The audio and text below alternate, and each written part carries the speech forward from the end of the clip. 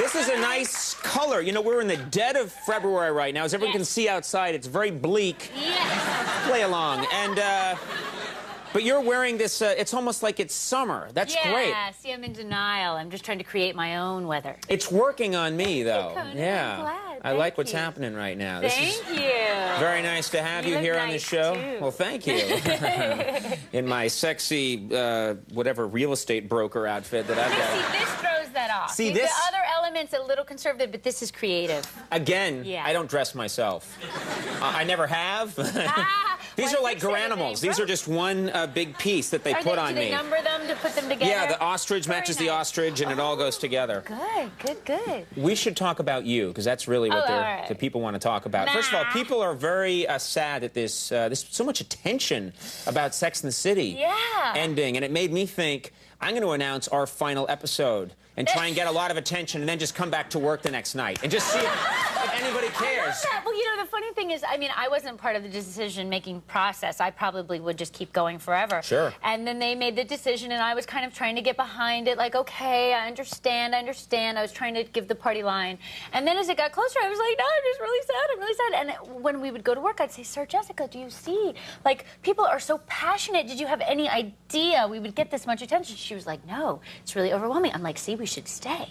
But now, that's the problem. Now, but if you stay, I bet people are going to get mad that you built up to this thing. You know what I mean? Ourselves locked it's like when Gilligan got saved in that special episode, and then they went back to the island and got shipwrecked again. I was angry. No one knows what the hell I'm talking about. It's like a fast-moving train. It was years ago. Remember he had the special? Kids. I do remember. It was a big moment in my life. But it's been strange, the attention, yes. And it's been strange. It's lovely. It's lovely, the fan attention, and then the weird part has been that a lot of our final scenes have been exteriors, and you know, the paparazzi here in New York, it's like a whole club of paparazzi that spends every day with us. So I don't think that we expected to have these, you know, mascara running, crying pictures put out everywhere. They take pictures of you in a compromising position where you're crying, you don't look your best. It's terrible. Right. It's really sad to look at. I mean, I feel bad. All the fans have had to see that. You know what I mean? But I've found that anytime I'm naked outside of New York City, it shows up in the paper. They always run that photo.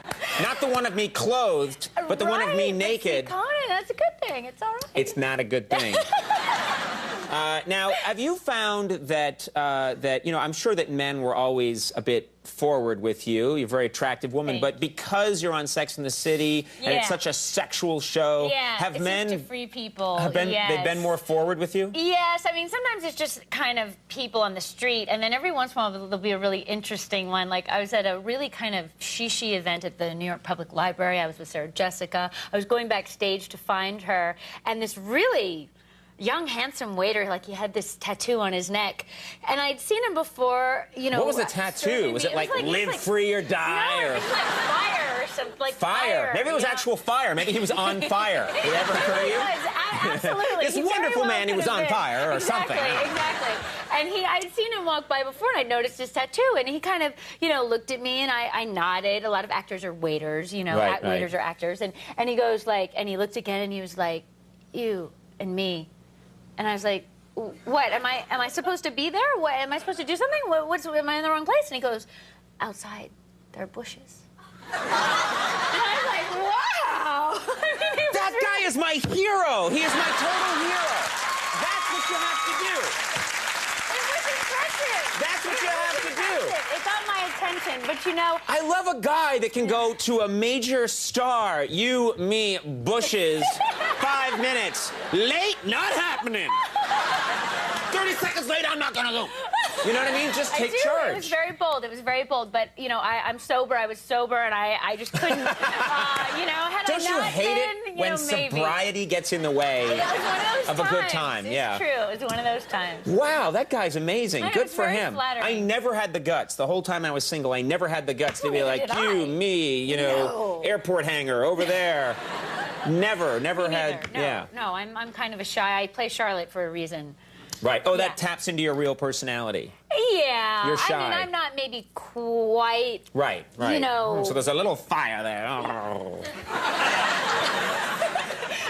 I don't know. That was a really creative version of fire, maybe. Yeah. But I mean, Charlotte's a little uptight. I mean, she has sure. issues, like clean issues and, you know, all kinds of things. I don't know. Did you see the... Yes. Well, I know that it's been funny, actually, on the show that the actor who plays your husband, who's been here, right. Evan Handler. Yes. That's right. Evan Handler, he is... it's funny that you're so sort of uptight because his character was walking around naked for a while on the show, and I was wondering, did he actually have to be naked in those scenes with you? Yeah. I mean, literally scenes where he's walking around the apartment, you're fully clothed, and he's completely naked. Yeah. It was very odd. I think they offered him one of those little patch cover things, and I think he thought that looked silly, but I wouldn't know because I didn't ever look. You didn't look? No. So, because I noticed in the scenes, you're often looking... Yeah, I was pretty much like, you know, we have a nice ceiling in our apartment, Harry. You know, like that. But Evan actually he did a great job. He just sang and did his silly stuff he had to do in the scene. And then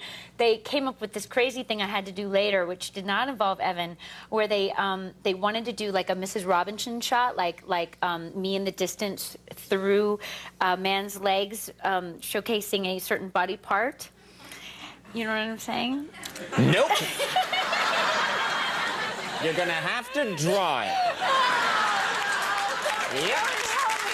No. I still don't understand. Draw it again. Wait, so they wanted so they weren't going to use the actual actor Evan. They weren't going to use him. They were going to have auditions. They had auditions. Auditions. How do you audition for that? They had these guys come in, and I don't quite know where they found them. They took pictures of this certain body part that you usually don't see on television or film or anywhere except in like porn films. That's where I think they called it. I like the face you porn made when you said agency. porn. You're like, except for porn. Right. I mean, it's like extreme is my point. And I thought, well, you know, let them do that. I think it's crazy. I don't really want to see that on our show, but I'm just going to go to my dressing room. So, like, I'm kind of like walking really quickly off the set after Evan and I were done, and they're like, Kristin, where are you going? You're in the next shot. And I'm like, well, no, I'm not. And they're like, oh, yes, you have to stand in the distance because we have to see you have to be in the back. Right. The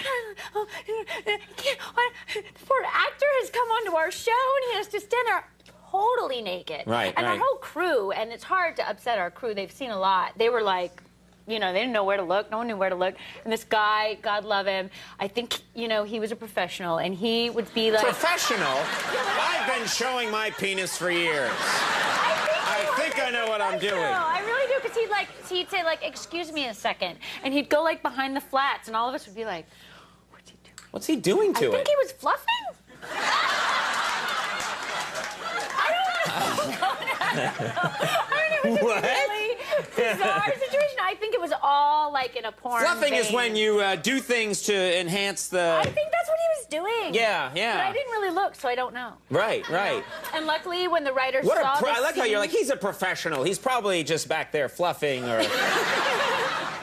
I mean, I had to, you know... And you have to be there.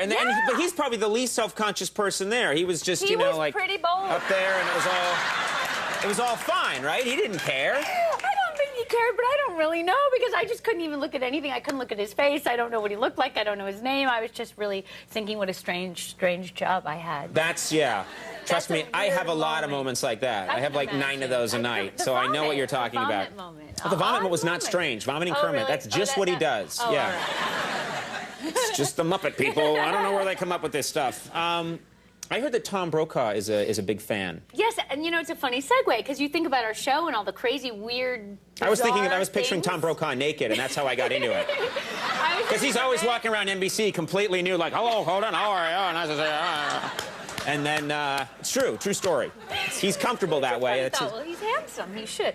I was at a charity event, and I saw him, and I was really like, oh, because, you know, he's my newsman of choice. I mean, he's lovely. Tom Brokaw has that effect on the ladies. I've seen it in action, yeah. They're always like, oh, my God, it's Tom Brokaw. And I'm like, hello, I'm right here, you know. We love you, too. Exactly. And I was very excited, and then he kind of smiled, and he kind of came walking towards me, and I was like, oh, my God, who's he talking to? And he started talking to me about whatever the last episode was, like details, and I was just having like an out-of-body experience, and then I kind of came back, and I was just like, I cannot believe that Tom Brokaw loves our show. It's funny because he's such an authority figure that it's funny to imagine him watching Sex and the City and eating peanut brittle and freezing it. Oh, is a good part, and freezing it, you know. He was just a funny thing. Very sweet. He was very sweet. Now, have you seen the final Sex and the City episode? Because this has been a big part of your life, and now it's ending. Is it you know, emotional for you to watch something like that? It's really hard. And I was in complete denial, and I hadn't seen the last couple even, because I was like, I cannot face that we're ending.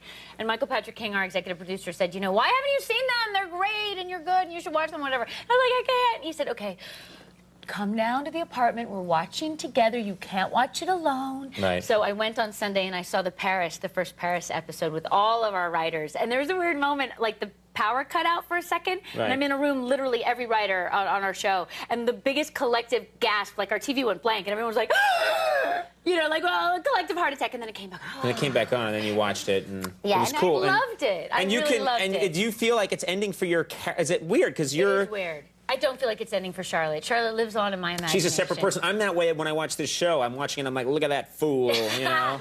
That guy's an idiot. He's not funny. And then I'm like, I've separated myself from him. Yes, you have to do that. It's healthy. It's healthy to do that, exactly. And when people used to say to me, well, how does Charlotte end up? I'd be like, what are you talking about, end up? End up? What do you mean, end up? Right. It's not over. She's going to live on. Exactly. Yeah. So, I mean, I know you know, they leave it kind of hanging in a way. I mean, I know for myself the ending, and it's not like an ending. Right. It's kind of like things are happening in... It's one of those things where they go, the end, question mark? I always liked that when I was a kid. Maybe. The giant gorilla's dead, or is he? What am I talking about? I don't know, but it's fun.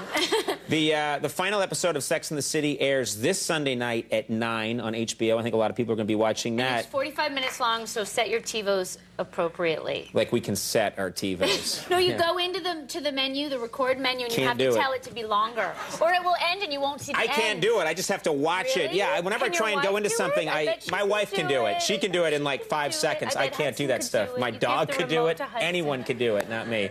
You know what? I hope you come back many times and see us again. It's always great having you on the show. Kristin Davis.